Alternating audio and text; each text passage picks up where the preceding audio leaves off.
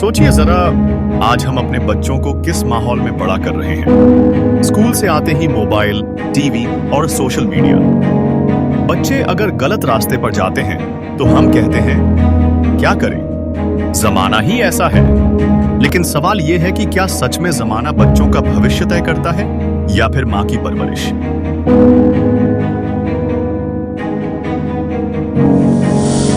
आज के दौर में जब हम रियल हीरोज के पीछे पागल हैं, असली हीरो की परवरिश करने वाली माओं को कोई याद नहीं करता।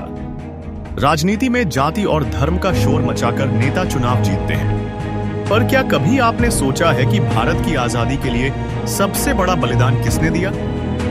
सिर्फ बेटे ने नहीं, उसकी मां ने भी। क्योंकि अगर एक मां अपने बेटे को सही संस्कार न दे तो वो बेटा इतिहास नहीं बदल सकता। और इसी सवाल का जवाब है जगरानी देवी, वो मां जिनकी गोद में जन्मा बच्चा बना चंद्रशेखर आजाद।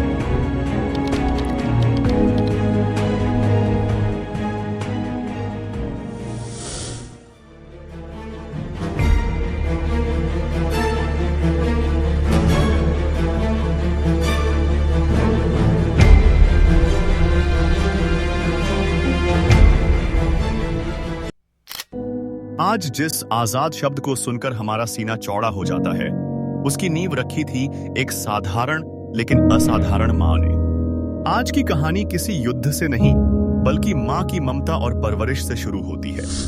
और यकीन मानिए, अगर आप अंत तक सुनेंगे तो समझ जाएंगे कि भारत की असली ताकत हमेशा उसकी मांओं के आंचल में छिपी रही है। जगरानी देवी का जन्म उत्तर प्रदेश के बदाऊं जिले में हुआ था। किसान परिवार से थी, गरीबी उनकी सहचरी थी। शादी हुई तो घर की हालत और भी कठिन। खेत में काम, घर का बोझ, समाज के ताने, यही उनकी दिनचर्या थी। लेकिन दिल में एक सपना था, मेरा बेटा महान बने। ये सपना ही उनकी ताकत बना। कहते हैं जगरानी देवी को लंबे समय तक संतान सुख नहीं मिला।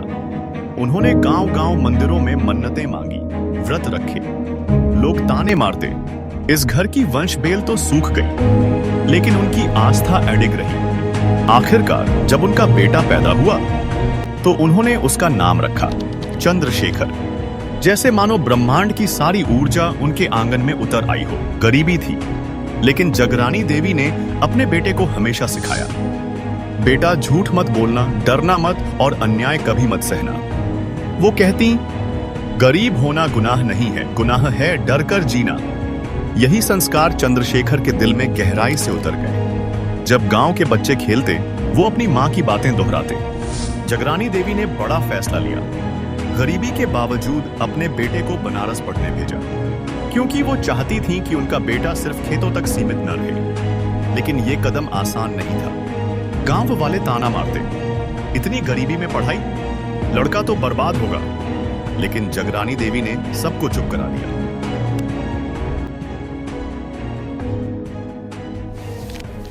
1921 में जब गांधी जी का आंदोलन चरम पर था,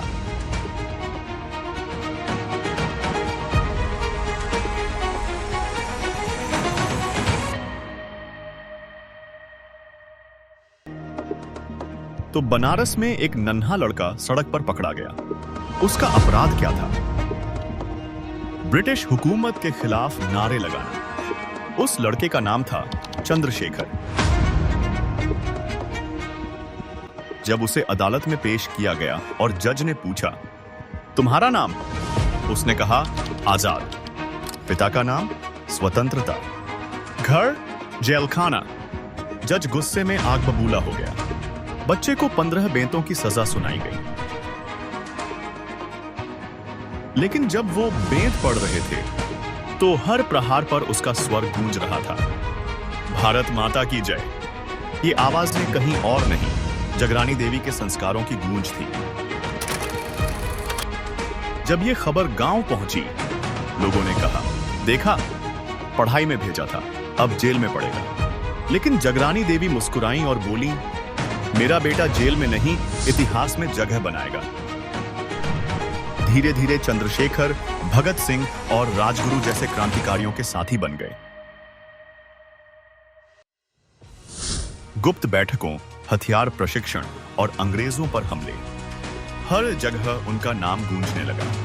लेकिन इस रास्ते का मतलब था मां से दूर रहना। जगरानी देवी हर दिन बेटे का चेहरा तरसती, लेकिन दिल से खुश थी कि बेटा मातृभूमि की लड़ाई लड़ रहा है। ब्रिटिश सरकार ने चंद्रशेखर आजाद पर इनाम रखा। गांव में पुलिस छापे मारती। लोग डरकर जगरानी देवी से दूरी बनाने लगे। लेकिन वो कहती, अगर मेरा बेटा अंग्रेजों से भाग रहा है तो वो अपराधी नहीं, सच्चा सपूत है। 1927 में आल्फ्रेड पार्क, इलाहाबाद में घेर लिए गए।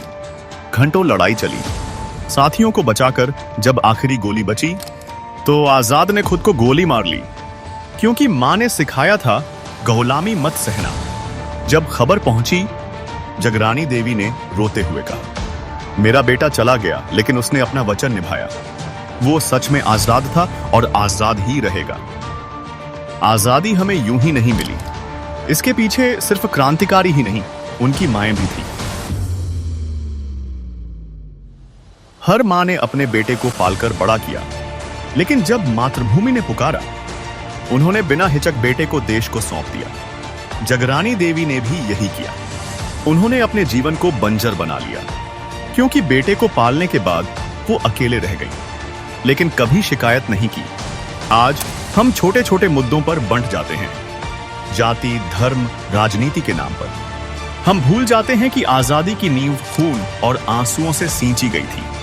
अगर हम ऐसे ही बंटे रहे तो हम उन शहीदों की कुर्बानी का अपमान करेंगे। याद रखिए, भारत मां की असली ताकत उसकी संतानों में है, और संतानों को योद्धा बनाने वाली होती हैं उसकी माएं।